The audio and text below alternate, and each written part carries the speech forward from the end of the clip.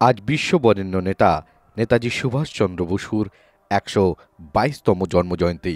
গোটা বাংলা তথা সারা দেশে বিভিন্ন অনুষ্ঠানের মধ্যে দিয়ে মহা উৎসাহের সঙ্গে পালিত হচ্ছে এই দিনটি।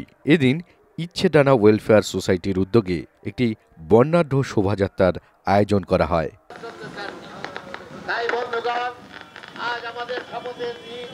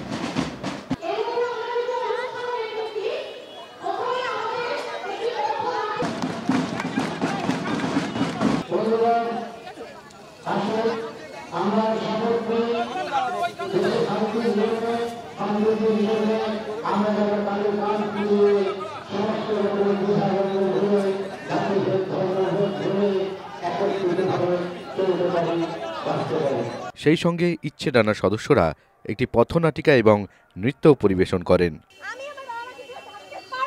এটাই কি আমাদের কথা ছিল বল? এটাই কি আমাদের স্বপ্ন ছিল? আমরা কি এটাই ভেবেছিলাম? আরে আমরা কি এতটাই সাধারণ?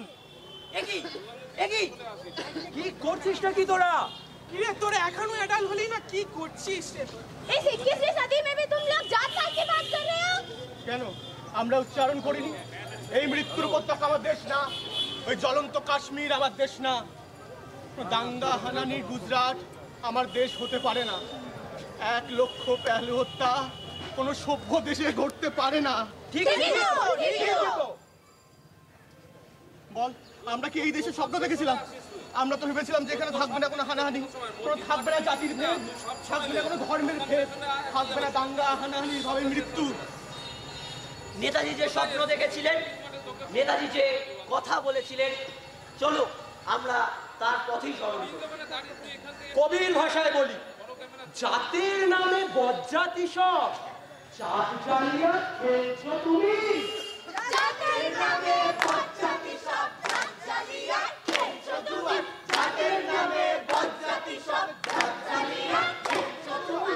জাতির নামে বজ্জাতি সব চাপ জ্বালিয়ে খেলছো জুয়া। জাতির নামে বজ্জাতি সব চাপ জ্বালিয়ে খেলছো জুয়া। আজ থেকে বলি, সব জুয়া খেলোয়াড়দের বিরুদ্ধে আজ থেকে আমাদের সংগ্রাম শুরু।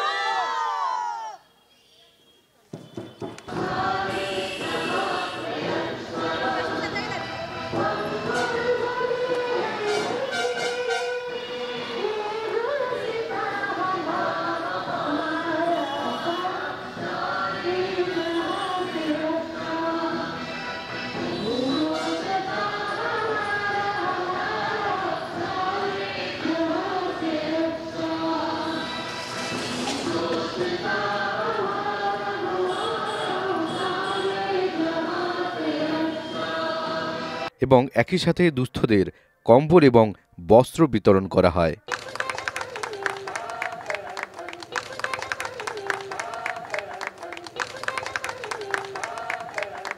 ইচ্ছেডানা সম্পাদিকা অর্পিতা বরাট কর্মকার এই দিনটির তাৎপর্য এবং সংস্থার কর্মকাণ্ড সম্বন্ধে জানান। আজকে আমাদের অনুষ্ঠানটি একটি সম্প্রীতি অনুষ্ঠান ও পদযাত্রা দিয়ে আমরা নেতাজি সুভাষচন্দ্র বোসের জন্মদিন পালিত করছি। আমাদের ইচ্ছেডানা ওয়েলফেয়ার সোসাইটির তরফ থেকে আমরা অনেক কর্মীদেরকে, হিউম্যান রাইটস, মানবাধিকার কর্মচারী, সিপিডিআরদের সমস্ত কর্মীদের পেয়েছি এবং আরও অনেক সংস্থা, ফটোগ্রাফিক অ্যাসোসিয়েশন দমদম, আমরা সবাই মিলে একটি সম্প্রীতি উৎসব করছি। যে আমরা চাই আমরা সবাই এক, সেটা মানুষ বুঝুক, যেখানে থাকবে না কোনো জাতি ধর্মভেদ। আমরা সেই প্রচার করতে আজকে বেরিয়েছি। খুব ভালো লাগছে যে এত মানুষ আমাদের সাথে সহযোগিতা করছেন।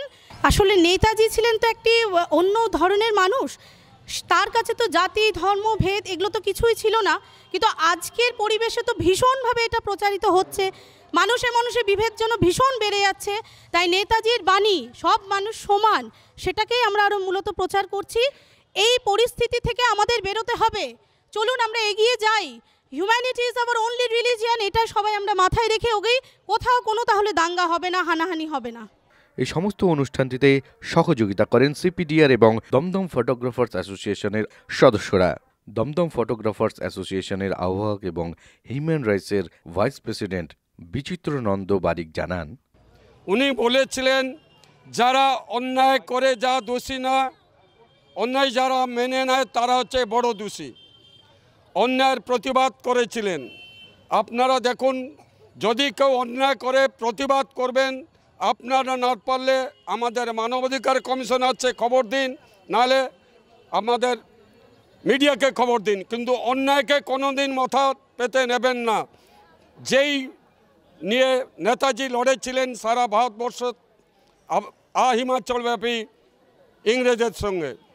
সিপিডিআর দমদম শাখার সভাপতি দীপা দাস জানান, কবির ভাষায় বলছি, কবিগুরু বলেছিলেন আপনারে দীপ করি জালো, আপনার যাত্রা পথে আপনিই দিতে হবে আলো। সত্যি তাই, আমাদের নিজেদের পথকে নিজেদের সুগম করার জন্য নিজেদের এগোতে হবে। আর আমরা যে কাজটা করছি সেটা মানুষের জন্য। প্রত্যেক মানুষ নিজের যদি ভালো চায়, নিজের ঘরকে যদি ভালো রাখতে পারে, তবেই সে বাইরেকেও ভালো রাখতে পারে। আমাদের শিশুদের মধ্যে সেই শিক্ষাটাই দেওয়া উচিত, নিজের ঘরের পরিবেশের আমার মা বাবাদের সেই শিক্ষাটাই হওয়া উচিত। আমরা বাচ্চাদের ভেতরে আগে বাচ্চাদেরকে, যারা আগামী দিনের ভবিষ্যৎ, তাদেরকে তৈরি করার জন্য বাচ্চাদের ভেতরেই আগে সেই সুস্থতা, সুস্থ মানসিকতার সেই পরিবেশ তৈরি করে উঠুন, তবেই আমরা আগামী দিনের ভবিষ্যৎ আরও উজ্জ্বল করতে পারবো।